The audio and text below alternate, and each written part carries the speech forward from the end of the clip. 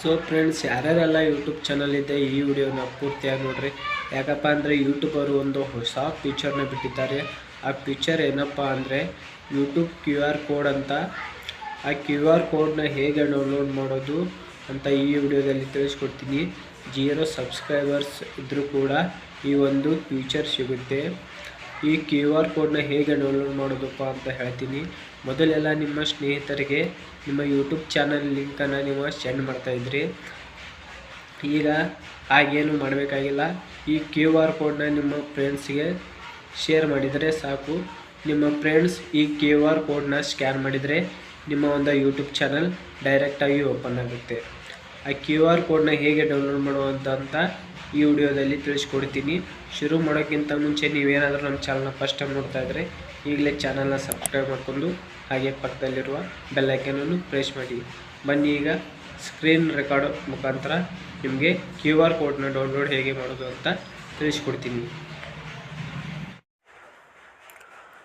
Friends, ನಿಮ್ಮ YouTube ಚಾನಲ್ನ open ಮಾಡ್ಕೊಳ್ಳಿ. ನಿಮ್ಮ ಒಂದು ಯೂಟ್ಯೂಬ್ ಚಾನಲ್ನ ಓಪನ್ ಮಾಡ್ಕೊಂಡ ನಂತರ ನಿಮ್ಮ ಪ್ರೊಫೈಲ್ ಮೇಲೆ ಕ್ಲಿಕ್ ಮಾಡ್ಕೊಳ್ಳಿ. ನೀವು ಪ್ರೊಫೈಲ್ ಮೇಲೆ ಕ್ಲಿಕ್ ಮಾಡ್ಕೊಂಡ ನಂತರ ಶೇರ್ ಚಾನಲ್ ಮೇಲೆ ಕ್ಲಿಕ್ ಮಾಡ್ಕೊಳ್ಳಿ. ಇಲ್ಲೇ ಕೆಳಗಡೆ ಬಂದು ಕಾಪಿ ಲಿಂಕ್ ಕ್ವಿಕ್ ಶೇರ್ ಕೆಳಗಡೆ QR ಕೋಡ್ ಅಂತ ಇರುತ್ತೆ. QR ಕೋಡ್ ಮೇಲೆ ಕ್ಲಿಕ್ ಮಾಡಿ.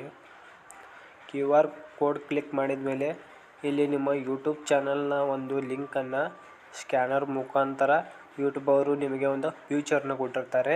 ಈ ಫ್ಯೂಚರ್ನ ಡೌನ್ಲೋಡ್ ಮಾಡ್ಕೊಳ್ಳಿ ನೀವು.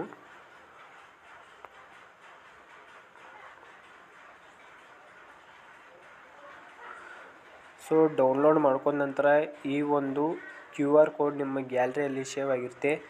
ನೀವು ಈಗ ಆರಾಮಾಗಿ ನಿಮ್ಮ ಸ್ನೇಹಿತರಿಗೆ ಈಸಿಯಾಗಿ ಶೇರ್ ಮಾಡಬಹುದು.